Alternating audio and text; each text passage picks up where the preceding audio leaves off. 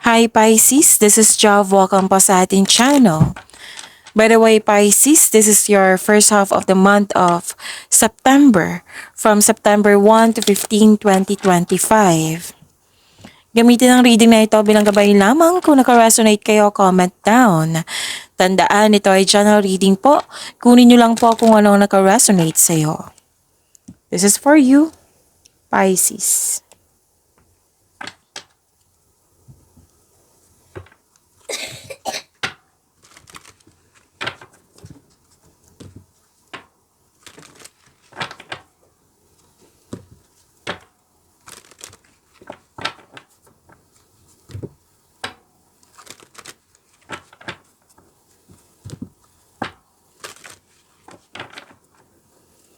Para po ito sa iyo, Pisces, ngayong September 1 to 15, 2025.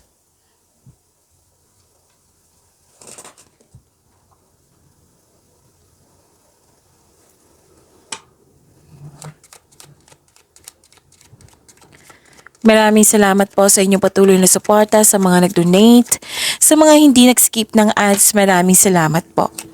Sa mga hindi pa nag-subscribe, subscribe na po kayo at click bell notification para malaman nyo na may bago tayong video. Para sa mga gustong magpa-reading, comment po kayo ng personal reading. Again, comment kayo ng personal reading and check my reply sa comment section.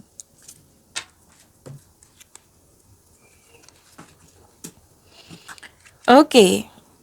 May parating na malaking pera sa inyo, Pisces, or di kaya importanteng news or information ito. At malalaman mo din yung totoong intensyon ng isang tao sa iyo. May malaking influence ang isang babae po. At okay, iwasan nyo sana mag-overthink po, sabi ng iyong card.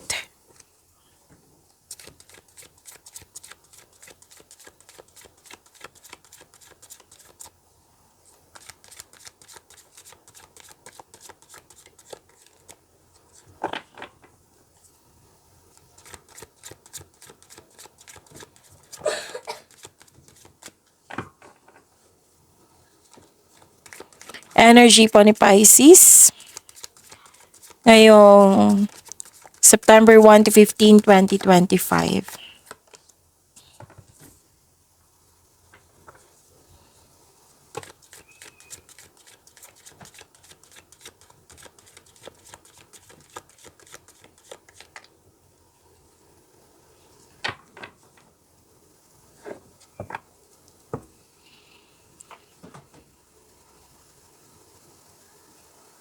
Kung may napansin kayo na repeating message, oo, yan po yung pinupush ng cards nyo po. Like for example, nanood kayo sa isang video reading nyo. Sa inyong monthly Gabay Tarot reading, sa inyong weekly Gabay Tarot reading, daily Gabay Tarot reading, at dito din sa first half of the month of September 1 to 15, 2025. At may napansin kayo na repeating message. Yan po yung pinupush ng cards nyo na kailangan yung bigyan ng atensyon, solusyon at aksyon kung maaari po. So na yung energy ni Pisces. Pasensya na po sa boses ko ngayon ha. Napapaos po ako, kahapon pa ito.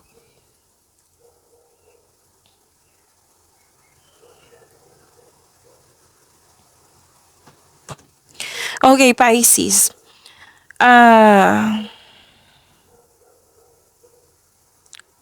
May nakita ko ditong sense of adventure. May makilala kang mabubuting tao, masaya ka kasi naging tapat yung kaibigan mo. May kausap ka din dito na isang younger person, or maaari din ikaw to. Kasi may plano dito eh. Like for example, nag-usap kayo sa isang tao, di ba? Na younger person sa buhay mo. Pwede din ikaw to. May usapin tungkol sa plano sa buhay. Like for example, go sa buhay, job na gusto, course sa college, yan. Basta po nag-uusap po dito, pwedeng ikaw to or siya. May parating na good news po. Makakatanggap kayo ng good news, so claim nyo po. Nakita ko dito, masaya kayo at stable. At sa career and money, May ang ilan dito nag-focus kayo sa career and money. So may job offer or opportunity na magiging excited ka.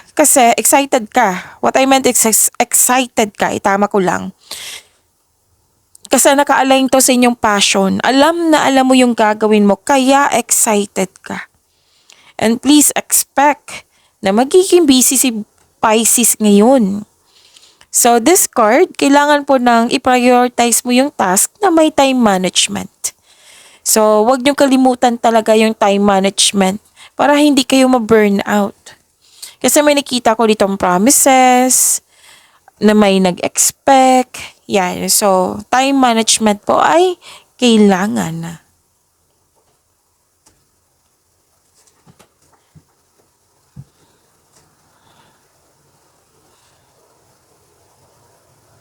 Okay. Marami kang ideas na gagawin dito eh. Ideas is a blessings po from the universe. Alam nyo, gustong gusto ko talaga yung ideas. Kasi andyan na yung lahat eh. Ideas, bagong ideas para mabigyan ng solusyon na. Para magkaroon ka ng growth. Kailangan lang ng aksyon. Pwede din ideas sa solusyon sa inyong problema. Sagot sa inyong mga katanungan. Lahat na andyan eh. Basta most likely to, solusyon to, growth to, yan. So, ang ganda nitong blessings na ito.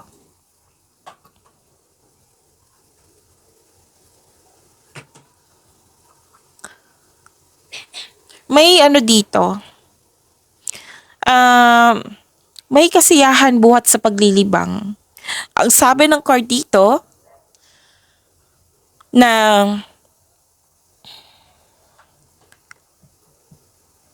okay, balanse po sa schedule. Panahon sa sarili, panahon sa pamilya.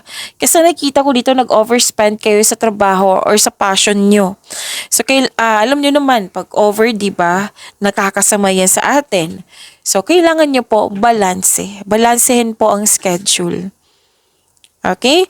Ang ilan sa inyo dito nagdalawang isip, na gumawa ng desisyon, natagalan sa paggawa ng desisyon, if you're going to travel, enough ba ang money? So, nagbabalansa ka dito.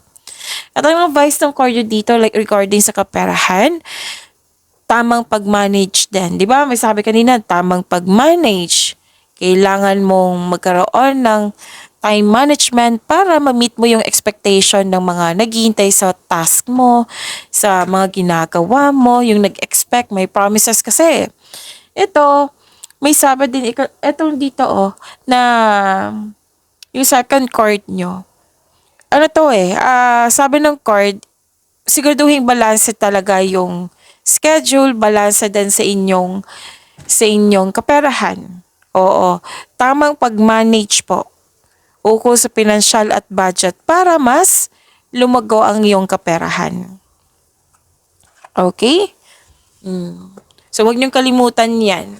Meaning to say, kailangan mong i-control. Baka nag-overspend ka na dyan sa pera or sa trabaho. Diba? Kasi, sabi ko kanina, over is sobra. Hindi siya pwede. Nakakasama sa iyo. Kundi, kailangan po ng balanse. May nakita ko dito ang pagkakaisa po.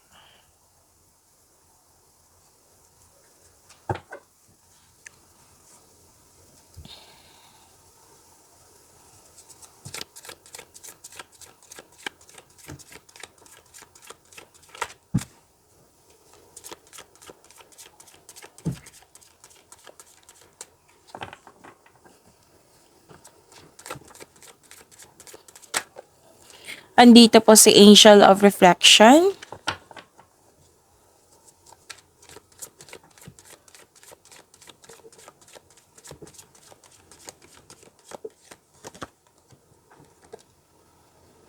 Sa career and money na po tayo.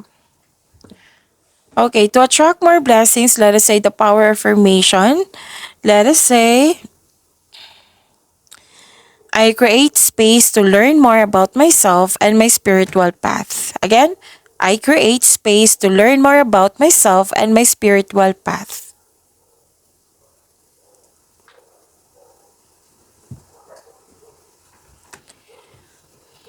Feel free yourself para makapag-isip ka ng maayos.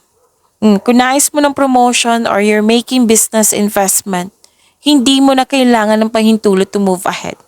Kailangan mong magtiwala sa inyong talino, magtiwala sa inyong sarili.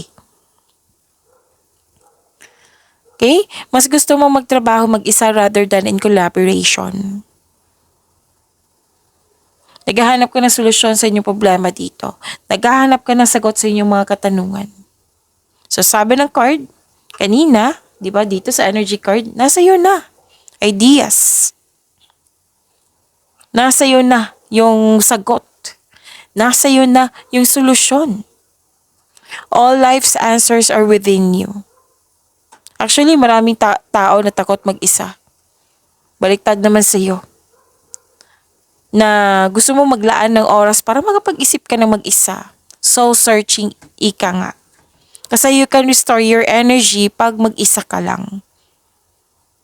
Pwede din nag-meditate ka, yun nga, soul searching, meditate, or gusto mo lang alone, me time, alone time, yan. Nagka-receive din kayo ng wisdom message. You have divine inspiration. Kitang-kita ko yung hard work mo dito at mahabang pasensya. Ginagamit mo yung talino mo.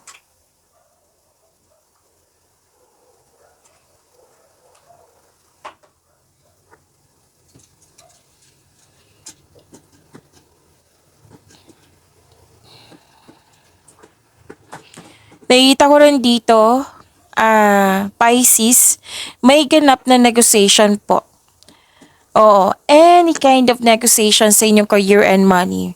Like for example, pag-raise ng allowance, sweldo, oo, magkakaroon ng successful agreement. Kahit ano man yan, negotiation po. Magkakaroon po ng successful agreement. Challenges may arise sa inyong career and money, pero don't worry kasi temporary lang po ito, sabi ng yung card. Basta harapin mo lang, wag mong iwasan, bigyan ng solusyon. Pwede din na may ganap na conflict, kailangan nyo lang mag-usap ng mahinahon.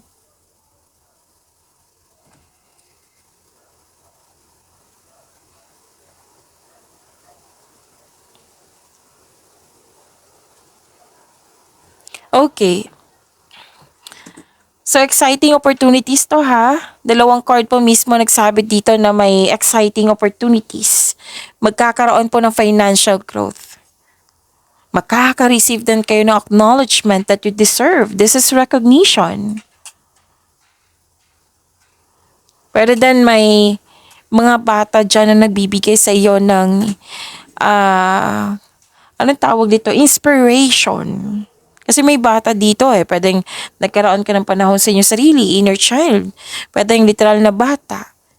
Pwedeng mga bata. Na pwede din customer mo ito, kliyente mo ito, natutuwa ka sa kanila. Pwede din naging business partner mo yung family member. Or di kaya yung family mo or group of people very supportive sa inyong career. Ito ay nagdudulot ng happiness sa iyong buhay.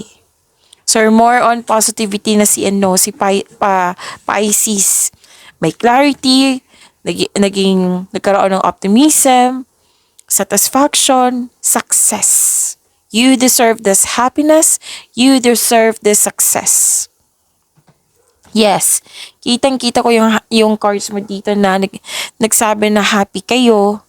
Kasi success at achievement to This is a big blessing sa iyo na it will lead you to happiness. May parating or dumating na yung blessings na it will lead you to happiness. Kung stress ka the other day, dito, nakikita ko dito, naka-recover ka na, na-heal na po kayo. Kasi ito ay magandang kalusugan, kaligayahan at kaaya-ayang pakiramdam. May nakita rin ako ditong, so pasensya na po, may lumapit kasi na bata na tapos na yung homework niya. Okay, so saan na tayo?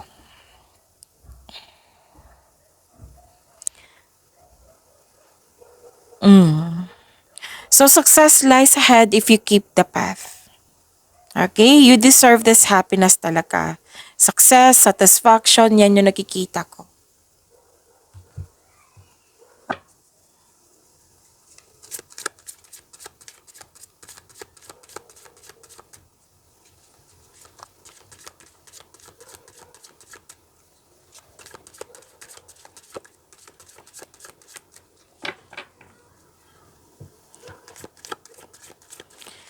Love life, self-love, partnership, and romance ni Pisces.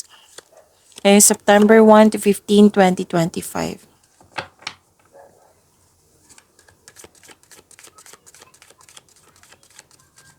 Maybe some of you, may iniisip kayong cancer or iniisip kayo ni cancer kasi may nagsasabi sa akin ngayon na cancer, cancer. Yun.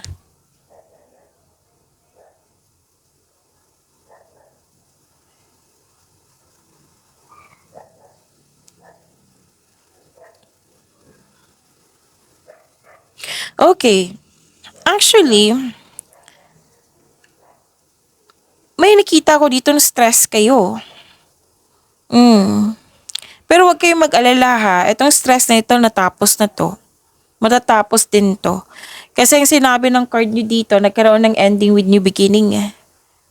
Oo. Pwede din na tapos na yung, kasi nakikita ko dito na yung pwedeng separation or pwedeng naalala mo to na nangyari nito sa nakaraan.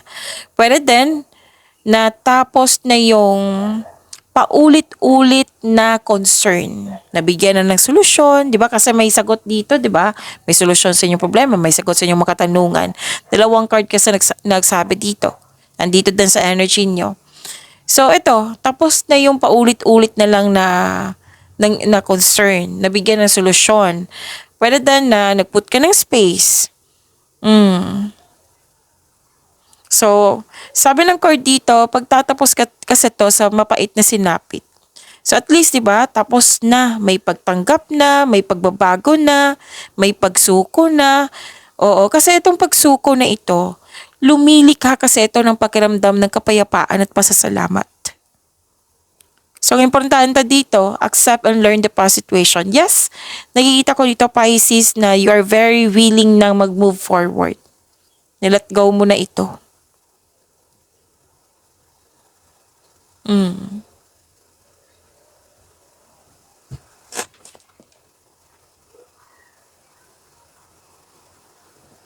Itong conflict na ito, communication is the key. Dalawang card kasi magsabi dito na, yung sabi kanina na iwasan nyo sana mag-overthink, andito kasi. Pero, at the end of the day, nakita ko dito, you're willing na to move forward. Nag-let go ka at nagkaroon ng transformation. Kaya nga may nangyari na ending with new beginning. Ayaw mo nang mag-overthink, kinakaya mo yung sitwasyon, nag-usap kayo, or di kaya'y ikaw mismo ang gumawa ng paraan para ka makawala sa bigat ng nararamdaman na.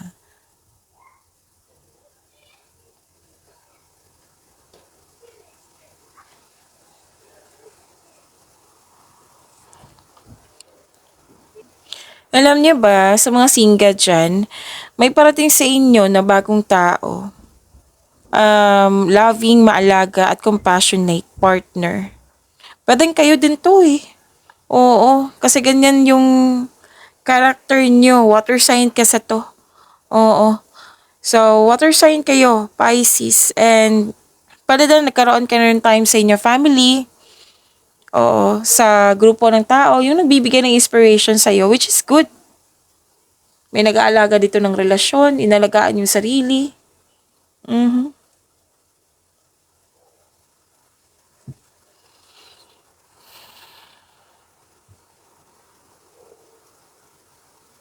Oo. Yung ilan nga sa inyo, nasa harap nyo na. Pero, ano to ha, ang sabi kasi ng card dito, etong bagong tao na dumating sa inyo, kilalanin mo ng mabuti. Oo. Take things slow. Enjoy nyo po yung getting to know each other stage nyo. Kasi mukhang masyadong mabilis mag-approach. Oo. Pwede din na nililigawan mo to. Pwede din ikaw ang niligawan. Oo. Basta sobrang bilis ng approach. Baka mag-getting, kayo eh. Anong tawag dito? Madala kayo sa sa mga sinasabi niya kasi nakita ko dito na magaling siya sa communication. So, sabi ng card, take things slow. Ilalanin mo muna. Enjoy niyo po yung getting to know each other stage nga. Sa mga relasyon sa buhay mag-asawa, may pangyayaring aminan, may posibleng proposal or aamin siya sa kanyang plano or sekreto. Pag-imanin niyo po yung blessings na binigay sa inyo, Pisces. See you tomorrow. Maraming salamat po.